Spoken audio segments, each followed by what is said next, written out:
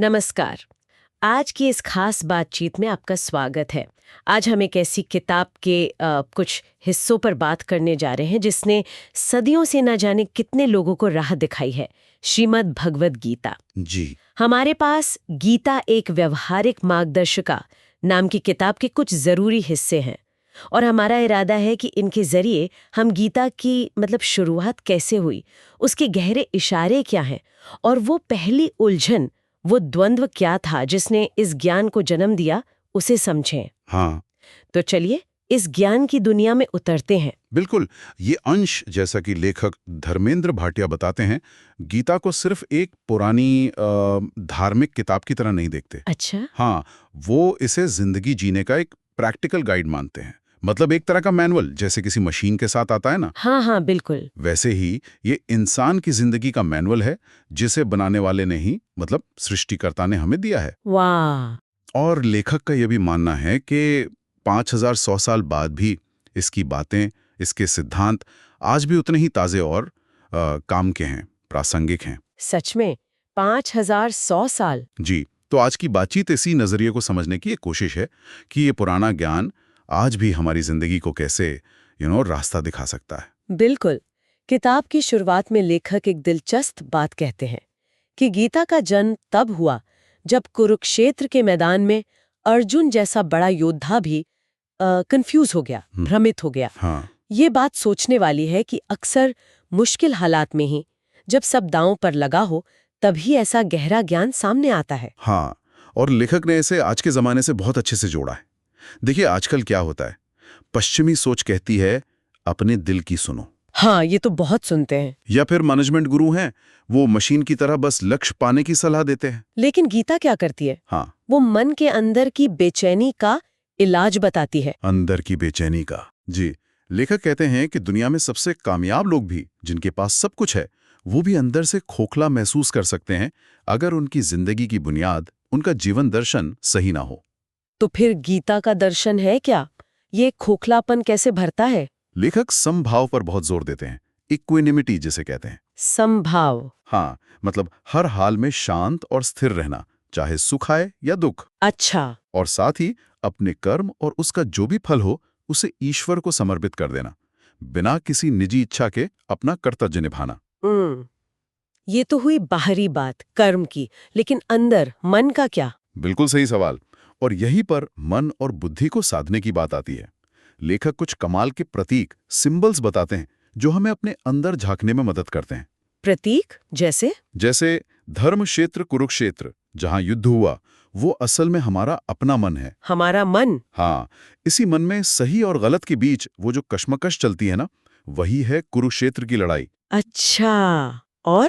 हमारी इंद्रियां, सेंसेस, वो आग की तरह हैं, और दुनिया की चीजें, विषय जिनसे हम आकर्षित होते हैं, वो घी की तरह हैं, जो इस आग को और भड़काते हैं। घी? हाँ, तो इन विषयों के समूह को, जिनसे हम चिपके रहते हैं, लेखक ने धृतराष्ट्र का राज्य कहा है।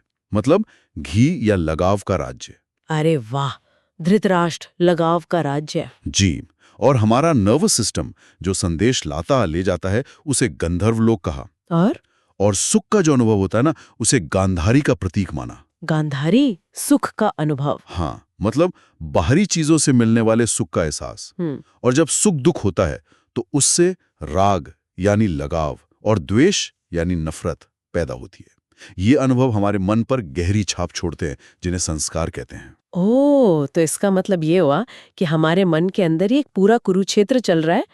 एक तरफ देवीय शक्तियां, धर्म, इंद्रिय बल, जीवन शक्ति, बिल्कुल। और दूसरी तरफ आसुरी वृत्तियां, इच्छा, क्रोध, लोभ, ये सब। एकदम सही कहा। यही है अंदर का कुरुक्षेत्र। और लेखक कहते हैं कि इस अंदरूनी लड़ाई को जीतना ही मानव जीवन का असली लक्ष्य है।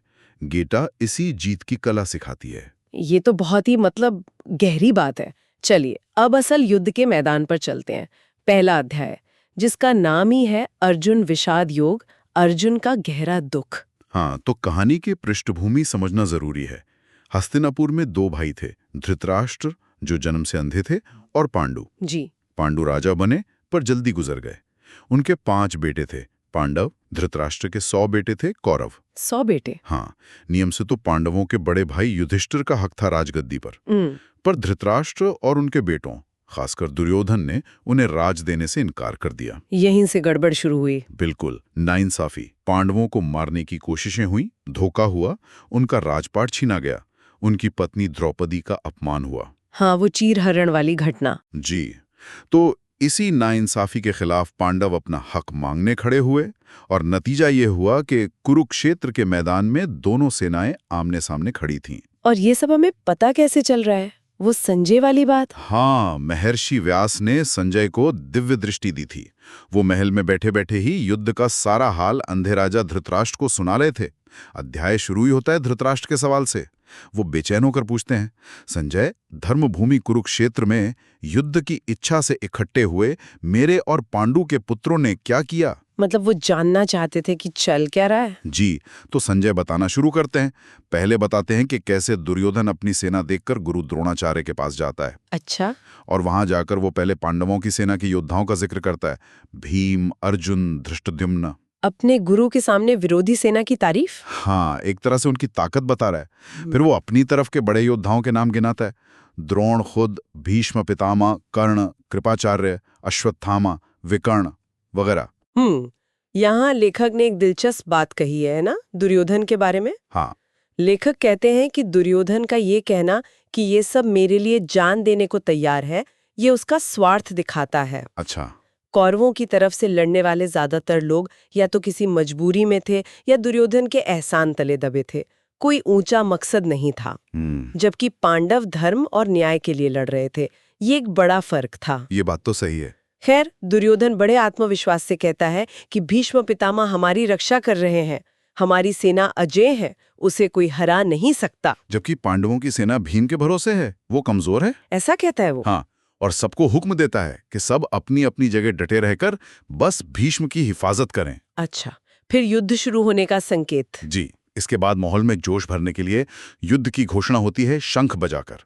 सबसे पहले पितामह भीष्म गरजते हुए शंख बजाते हैं। वाह। फिर कौरव सेना के नगाड़े, ढोल, तुरही सब बज उठते हैं। भयंकर शोर होता है। जवाब में पांडवों की तरफ से श्वेत घोड़ों वाले अद्भुत रथ पर बैठे श्री कृष्ण और अर्जुन भी अपने दिव्य शंख बजाते हैं। कृष्ण का पांचजन्य, अर्जुन का देवदत्त। दिव्य शंख? हाँ, फिर भीम अपना पौंड्र शंख बजाते हैं, युधिष्ठिर अनंत विजय, नकुल सुघोष, सहदेव मणिपुष्पक, और फिर काशीराज, शिखंडी, धृष्टद्युम्न, विराट, सात्यकी, द्रुपद, द्रौपदी के 5 पुत्र, अभिमन्यु सब अपने अपने शंख बजाते हैं। पूरी सेना में जोश भर गया होगा। बिल्कुल, और उस जबरदस्त तुमुल ध्वनि से कहते हैं आकाश और पृथ्वी गूंज उठते हैं और कौरवों के हृदय कांप उठते हैं। अच्छा, मतलब पांडवों के शंखनाद का असर ज्यादा हुआ? हाँ, लेखक यही कहते हैं। ये दिखाता है कि गिनती में कम होने के बाद भी पांडवों का मनोबल बहुत ऊंचा था, उनका पक्ष धर्म का था, जिससे कौरव अंदर से थोड़े डर गए। अब आता है कहानी का असली मोड़। अर्जुन, जिनके रथ पर हनुमान जी का ध्वज लगा था, कौरवों को लड़ने के लिए तैयार देखकर अपना धनुष उठाते हैं। गांडीव। हाँ, गांडीव। और श्री कृष्ण जो उनके सारथी बने थे, उनसे कहते हैं। क्या कहते हैं अर्जुन? वो कहते हैं, हे अच्युत, मेरा रथ जरा दोनों सेनाओं के बीच में ले चलिए। बीच में क्यों? ताकि मैं देख सकूं कि यहाँ कौन कौन मुझसे लड़ने की इच्छा से आए हैं। मुझे किन योद्धाओं से इस युद्ध में संघर्ष करना है? मैं देखना चाहता हूं कि इस दुष्ट दुर्योधन का भला चाहने वाले कौन कौन यहाँ जमा हुए हैं। मतलब वो स्थिति का जायजा लेना चाहते थे? जी। तो कृष्ण रथ को ठीक भीष्म पितामह और गुरु द्रोणाचार्य जैसे पूज्य लोगों के सामने खड़ा कर देते हैं और कहते हैं, पार्थ, इन इकट्ठे हुए कुरुवंशियों को देखो। कुरुवंशियों को? हाँ। और अर्जुन वहां क्या देखते हैं? दोनों सेनाओं में अपने ही लोग, चाचा, ताऊ, दादा, परदादा, गुरु, मामा, भाई, बेटे, पोते, मित्र, ससुर, शुभचिंतक, सब अपने, कोई पराया ने? कोई नहीं, सब रिश्तेदार, सब अपने। ओ, ये देखकर तो किसी का भी दिल बैठ जाए। बिल्कुल। अपने सभी रिश्तेदारों को, गुरुओं को युद्ध के मैदान में दुश्मन की तरह खड़ा देखकर अर्जुन का दिल भरा आता है। वो एकदम टूट जाते हैं, परम करुणा और शोक से भर जाते हैं। यहीं से विषाद योग शुरू होता है। हाँ, यहीं से। वो दुखी होकर कहते हैं, हे कृष्ण, युद्ध के लिए खड़े अपने इन स्वजनों को देखकर मेरे अंग शिथिल हो रहे हैं, मेरा मुंह सूख रहा है, मेरा शरीर कांप रहा है, मेरे रोंगटे खड़े हो रहे हैं। उनकी शारीरिक हालत बिगड़ने लगती है। जी।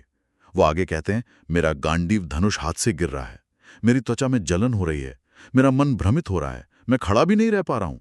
युद्ध की कल्पना मात्र से ही वो इतने विचलित हो गए। हाँ, उनकी हिम्मत जवाब दे गई। चिंता, निराशा, कंफ्यूजन ने उन्हें घेर लिया। फिर वो क्या तर्क देते हैं? वो कहते हैं, हे केशव, मुझे तो सब अशुभ लक्षण दिख रहे हैं। अपने ही कुल के लोगों को मारकर मुझे कोई कल्याण, कोई भलाई नजर नहीं आती। हे कृष्ण, मुझे ना जीत चाहिए, ना राज्य चाहिए, ना सुख। हे गोविंद, ऐसे राज्य का, ऐसे भोगों का या जीवन का भी क्या लाभ? मतलब वो सब कुछ छोड़ने को तैयार हो गए। हाँ, वो कहते हैं, जिनके लिए हमें राज्य, भोग और सुख चाहिए, वो ही तो यहाँ अपने प्राणों और धन की आशा त्याग कर युद्ध के लिए खड़े हैं। कौन कौन? गुरुजन, पिता, पुत्र, दादा, मामा, ससुर, पौत्र, साले और दूसरे संबंधी भी। फिर कहते हैं, हे मधुसूदन, अगर मुझे तीनों लोकों का राज्य भी मिलता हो तो भी मैं इन्हें मारना नहीं चाहूंगा। फिर इस पृथ्वी के छोटे से टुकड़े के लिए क्यों मारूं? ये तो बहुत बड़ी बात कह दी उन्होंने। जी। अपने रिश्तेदारों को दोनों तरफ देखकर और लड़ाई की भयानक तस्वीर सोचकर अर्जुन गहरे मोह और डर में डूब जाते हैं।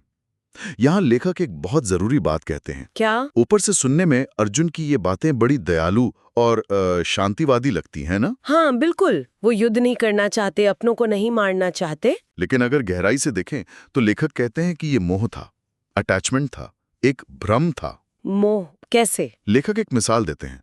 सोचिए, अगर आज कोई आर्मी जनरल ऐन युद्ध के समय हथियार डालकर अहिंसा की बात करने लगे, या कोई जज किसी खूंखार अपराधी को दया दिखाकर छोड़ दे, क्या ये सही होगा? नहीं, ये तो कर्तव्य से भागना हुआ। बिल्कुल। लेखक इसे अर्जुन सिंड्रोम कहते हैं, जब इंसान भावनाओं में बहकर, मोह में पड़कर अपने जरूरी फर्ज से, अपने कर्तव्य से पीछे हट जाता है। अर्जुन सिंड्रोम, हाँ ये बात तो सोचने वाली है। अक्सर जिंदगी में हमें ऐसे मुश्किल फैसले लेने पड़ते हैं, ऐसे काम करने पड़ते हैं जो हमें शायद पसंद ना हो, लेकिन हमारी जिम्मेदारी होते हैं। एकदम सही। असली धर्म ऐसे मुश्किल कर्तव्यों से भागना नहीं, बल्कि उन्हें बिना किसी लगाव या डर के साफ मन से निभाना है। यही गीता आगे सिखाएगी। अर्जुन आगे और भी दलीलें देते हैं, है ना, पाप पुण्य की बात। हाँ, वो कहते हैं, हे जनार्दन, इन धृतराष्ट्र पुत्रों कौरवों को मारकर हमें क्या मिलेगा? जी। इन आताताइयों यानी पापियों को मारने से तो हमें ही पाप लगेगा। मतलब वो पाप से डर रहे थे। जी। इसलिए हे माधव, अपने ही बंधु बांधवों को मारना हमारे लिए उचित नहीं है। अपने ही कुटुंब को मारकर हम सुखी कैसे हो सकते हैं? उनका तर्क भी तो मजबूत लग रहा है। लगता तो है। वो आगे कहते हैं, माना कि लोभ के कारण इनकी बुद्धि भ्रष्ट हो गई है और इन्हें कुल का नाश करने या मित्रों से द्रोह करने में कोई दोष नहीं दिखता। पर हे जनार्दन, हम लोग जो इस पाप को समझते हैं, हम इस पाप कर्म से क्यों ना हट जाएं? फिर वो युद्ध के दूरगामी परिणामों की बात करते हैं। हाँ, वो इसके भयानक सामाजिक नतीजों के बारे में सोचते हैं। कहते हैं कि कुल का नाश होगा, जिससे सनातन कुल धर्म नष्ट हो जाएंगे। जी। श्लोक 40। धर्म नष्ट होगा तो अधर्म फैलेगा। जी। इससे कुल की स्त्रियां दूषित होंगी, और जब स्त्रियां दूषित होंगी तो वर्ण संकरता पैदा होगी, मतलब सामाजिक व्यवस्था गड़बड़ा जाएगी। हाँ, सोशल फैब्रिक टूट जाएगा। श्लोक 41। और ये वर्ण संकरता कुल घातकों को और कुल को नरक में ले जाती है। पितर भी गिर जाते हैं क्योंकि उन्हें पिंडान वगैरह नहीं मिलेगा। जी, ऐसा उनका मानना था। श्लोक 43। इन दोषों से जाति धर्म और कुल धर्म नष्ट हो जाते हैं। और हमने तो सुना है कि जिनका कुल धर्म नष्ट हो जाता है उन्हें अनिश्चित काल तक नरक में वास करना पड़ता है। श्लोक 44। मतलब वो भविष्य की पीढ़ियों और परलोक तक की चिंता कर रहे थे। हाँ। अर्जुन शोक में डूबकर कहते हैं, हाय, कितने अफसोस की बात है कि हम बुद्धिमान होते हुए भी महान पाप करने को तैयार हो गए हैं। केवल राज्य और सुख के लोभ में हम अपने स्वजनों को ही मारने पर उतारू हैं। बहुत दुखी थे वो। इतने दुखी कि वो कहते हैं, इससे तो कहीं अच्छा है कि शस्त्रधारी कौरव मुझ शस्त्रहीन और सामना न करने वाले को रणभूमि में मार डालें। वो मरने तक को तैयार हो गए बजाय लड़ने के। जी। और अध्याय के बिल्कुल आखिर में संजय धृतराष्ट्र को बताते हैं, रणभूमि में इस प्रकार कहकर शोक से अत्यंत व्याकुल मन वाले अर्जुन धनुष बाण त्याग कर रथ के पिछले भाग में जाकर बैठ गए। श्लोक 47। मतलब उन्होंने हथियार डाल दिए, लड़ने से साफ इनकार कर दिया। बिल्कुल। यहीं पहला अध्याय खत्म होता है। लेखक यहाँ सार बताते हैं। अर्जुन का ये गहरा दुख, ये विषाद किस वजह से था? मोह से। हाँ, अपनों से मोह। दूसरा, युद्ध के बाद विधवा होने वाली औरतों की चिंता। और तीसरा, सबसे बड़ा, पाप लगने का डर, नरक का डर। जी, वो स्वर्ग नरक की पुण्य पाप की साधारण सोच में उलझे हुए थे। एक आम इंसान की तरह वो पाप करने और उसके नतीजे यानी नरक भोगने से डर रहे थे। अच्छा। यही गीता का प्रस्थान बिंदु है, मौत का डर और पाप का डर। अगले अध्यायों में श्री कृष्ण इन्हीं शंकाओं और डर का निवारण करेंगे। वो आत्मा के सत्य को, उसकी अमरता को बताकर अर्जुन को पहले मौत के डर से मुक्त करेंगे और फिर समझाएंगे कि जब कोई अपना फर्ज, अपना कर्म बिना फल की चिंता किए, बिना किसी आसक्ति या द्वेष के करता है तो उसे कोई पाप या पुण्य नहीं लगता। यही कर्म योग है। तो ये विषाद योग, ये दुख भी बेकार नहीं गया? नहीं, बिल्कुल नहीं। बल्कि ये खुद को और गहरे सत्य को जानने की तरफ पहला और शायद सबसे जरूरी कदम था, है ना? जब तक हम ये स्वीकार नहीं करेंगे कि हम उलझन में हैं, दुखी हैं, तब तक हल ढूंढने की शुरुआत कैसे होगी? बिल्कुल सही कहा आपने। ये स्वीकार करना ही पहला कदम है। तो आज हमने देखा कि कैसे गीता की प्रस्तावना जीवन के गहरे प्रतीकों और हमारे अंदर चलने वाले उस आंतरिक युद्ध की बात करती है, जी। और कैसे पहला अध्याय हमें युद्ध भूमि में खड़े एक महायोद्धा के गहन मानसिक और भावनात्मक द्वंद्व से रूबरू कराता है। अर्जुन की हालत देखकर वाकई लगता है कि बड़े से बड़ा योद्धा भी ऐसी स्थिति में हिल सकता है। बिल्कुल। और अर्जुन का ये विषाद केवल उनकी कहानी नहीं है, ये हर उस इंसान की कहानी है जो जिंदगी में कभी न कभी कर्तव्य और भावनाओं के बीच, हाँ, परिणाम के भय और सही गलत की उलझन में फंस जाता है। ये दिखाता है कि बाहरी लड़ाई से कहीं ज्यादा मुश्किल होती है अपने अंदर की लड़ाई जीतना। हाँ, यहाँ एक गहरा सवाल उठता है जिसे हम अपने सुनने वालों के सोचने के लिए छोड़ना चाहेंगे। जी। जब हमारी व्यक्तिगत भावनाएं, हमारा मोह, हमारी दया, हमारे सामाजिक या नैतिक कर्तव्य के आड़े आती हैं, तो सही रास्ता कैसे चुना जाए? क्या भावनाओं को पूरी तरह अनदेखा कर देना सही है या कर्तव्य से मुंह मोड़ लेना? बहुत ही प्रासंगिक सवाल है ये आज भी।